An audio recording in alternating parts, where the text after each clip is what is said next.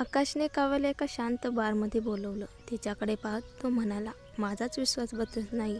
दिव्या इतकी उद्धट वागेल. तू इतर इतकी शांत आणि समजूतदार आहेस, तरी तुझ्यावरच रागवले. काय चालले तिच्या मनात कोण जाणे. काव्याने शांतपणे श्वास घेतला आणि काहीच बोलली नाही. आकाश तिच्या जवळ सरकला आणि सौम्य स्वरात म्हणाला, खूप वाईट वाटतं ग. हे सगळं माझ्यामुळेच झालं. मी तुला या गोष्टीत ओढलं. काव्या, मी तुला काव्या म्हणू का? खरं सांगू, मला तुझ्यातच आपलेपणा वाटतो. आता वाटतं मी दिव्यापासून दूर जात चाललोय. काव्याने त्याच्याकडे थेट पाहून विचारलं, मग तू दिव्याला सोडणार का? आकाशने डोकं हलवलं. खरं तर हे टोक गाठायचं नव्हतं, पण आम्ही दोघे अगदीच भिन्न आहोत. मी माझ्या कलेत गुंतलेला असतो आणि ती बालपणापासून लाडवलेली तिच्या जगात वेगळंच आहे. ती मला कधीच समजली नाही. पण दिव्या तुझ्यावर खूप प्रेम करते असं वाटतं. काव्या म्हणाली, पण जर प्रेमच नसेल तर तिला मोकळं करणं हेच योग्य ना. हेच माझं कर्तव्य आहे. खोट्या नात्यामध्ये राहताच येत नाही. आणि खरं सांगायचं तर तुझ्याशी भेटल्यावर मला हे सगळं कळायला लागलं. आपण वेळेच्या चुकीमुळे भेटलो, पण मी असं वाटतं की तूच ती आहेस. मी सतत तुझाच विचार करतो. तुला पाहिल्याशिवाय राहवत नाही. तो हळूच काव्याचा हात पकडण्याचा प्रयत्न करतो. काव्या एक पाऊल मागे सरकते. तिच्या चेहऱ्यावर नाराजी स्पष्ट दिसत होती. आकाश, तुला माहीत आहे ना की मी रुद्रसोबत आहे? आकाशने दुःखाने पाहिलं. माहिती आहे, पण मला काही फरक पडत नाही. तो खूप सामर्थ्यवान आहे, मान्य, पण त्याच्यासोबत तुला किती दमछाक होत असेल तो तुला समजत नसेल. मी फक्त तुला समजून घ्यायचं काम करतोय. मला तुला मिळवायचं नाही, फक्त तुझी काळजी घ्यायची. तो काव्याकडे झुकतो, पण त्याचं वेळी एका कठोर आवाजात कोणीतरी ओरडतं, आकाश, खरंच मी तुला ओळखण्यात चूक केली. दिव्या अश्रूंनी डोळे भरलेले, संतापलेले तिथे येते.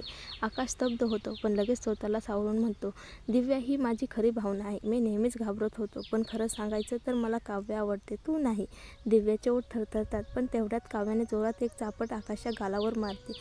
तो चकित होतो. काय करतेस तू? पाठीमागून एक सडपातळ पण ताठ चालणारा तरुण पुढे येतो. शिवाय मी करतोय एक बिनकर्मेला चपल्याचा प्रसाद देतोय, शिवाय म्हणतो. आकाश गोंधळलेला. त्याच्या मते आजच सगळं अगदी सुरळीत होणार होतं, पण हे सगळं त्याच्या कल्पनेच्या बाहेर होतं. तू त्यांना बोलावलं होतंस? तो काव्याकडे बघून विचारतो अविश्वासाने. तो तिच्यावर तुटून पडायच्या तयारीत असताना शिवाय त्याचा हात पकडतो.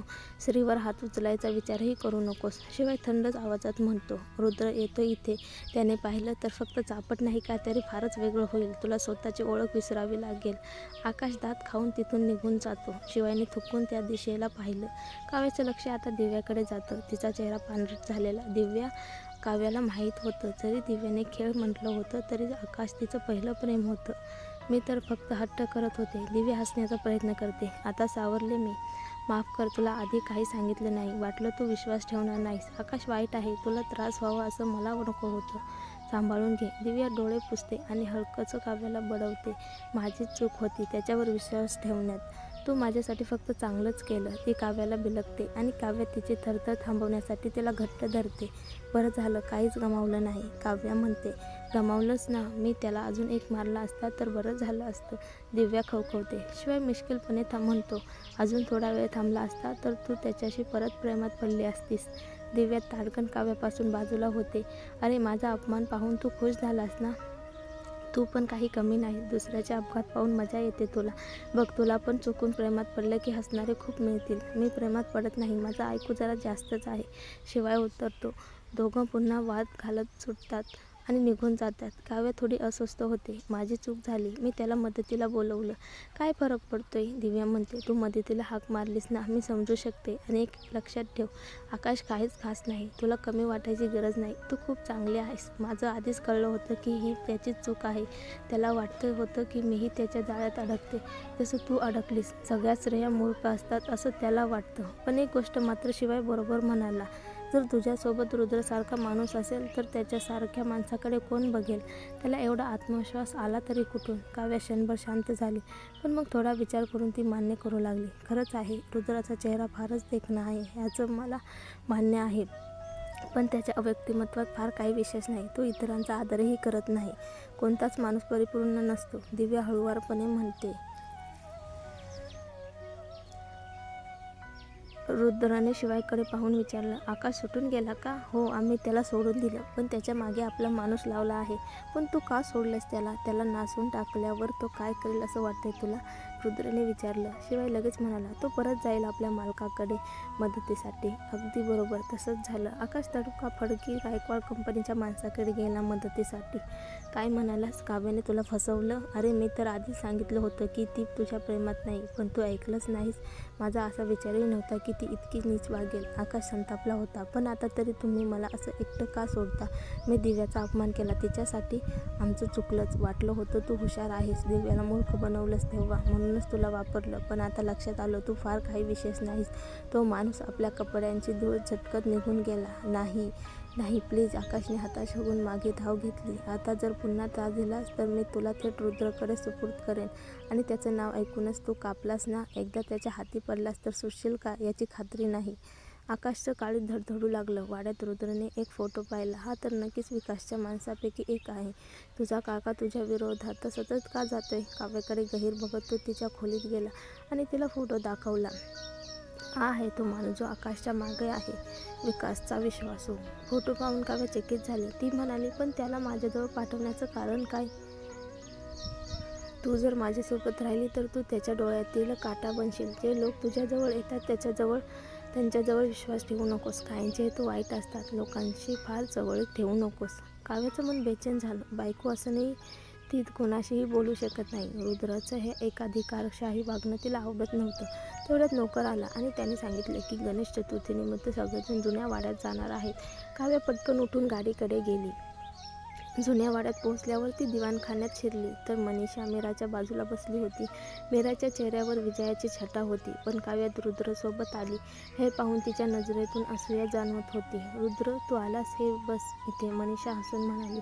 विकासही हसत म्हणाला, रुद्र खरंच अफलातून आहे, भाग्यवान आहेस काव्या, हेच सगळे म्हणतात.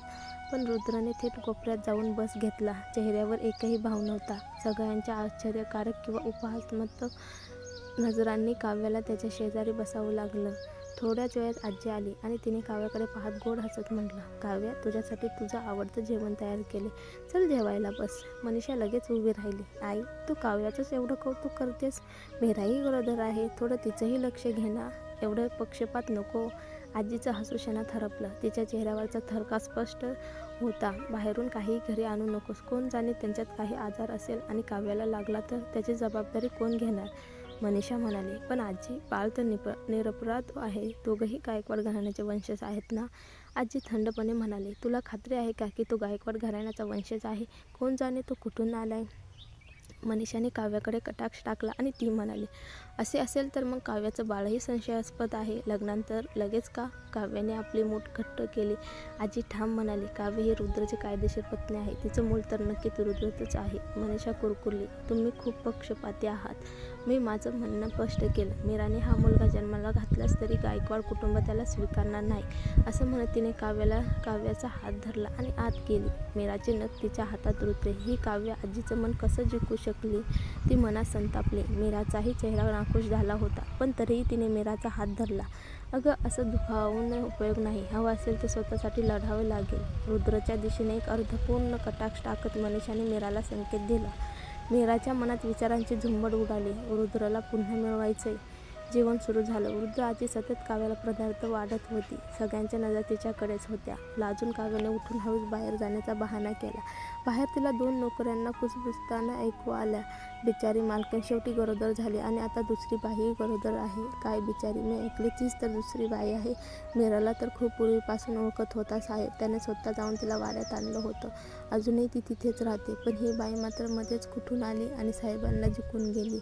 खरंच ती फारच चतुर आहे वाटतं. दिसायला मात्र खूप निरागस. बाहेरचं काही सांगता येत नाही. साहेब अजूनही मीरावर प्रेम करतो असं ऐकलंय. पुन्हा मिळून येतील दोघं. काव्याने ओठ चावले आणि तिला थांबून त्या नोकरांना निघून जायला लागल्या. मीच दुसरी बाई. तिच्या मनात दुःखाचं वादळ उठलं. तेवढ्यात मीराने रुद्रकडे पाहून नकळत त्याच्याजवळ जायचा निर्णय घेतला. रुद्र सर, रुद्रने भुवया उंचावल्या. तू वाड्यावर का आलीस? माझं मन नव्हतं यायचं, पण मनीषा मॅडमने मला खास बोलावलं. न आलो तर त्या रागावल्या असत्या. कृपया रागावू नका सर, रुद्रने थंड हसून म्हटलं. मला फरक पडत नाही. उद्या नीट निघून गेलीस तर मी हे सगळं विसरतो, असं म्हणत त्याने हात खिशात टाकले आणि वळून चालू लागला. तेव्हा सर माफ करा, मला खरंच त्रास होतोय, पोटात दुखतंय, तुम्ही मदत करू शकाल का आत नेण्यासाठी?